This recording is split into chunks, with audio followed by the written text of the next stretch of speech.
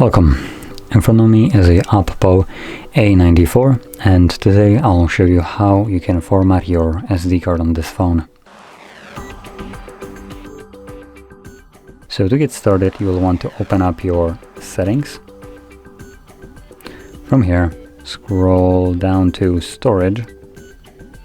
Again, scroll a little bit further and you will find SD card, and then here you should see format SD card option. When you click on it, it gives you a really brief message. All data on the SD card will be erased. So if you keep anything on your card that you would like to preserve, do make a backup copy of it before you begin this. But assuming you have already done this, or you just simply don't want to back up anything, you can proceed by selecting Format SD card.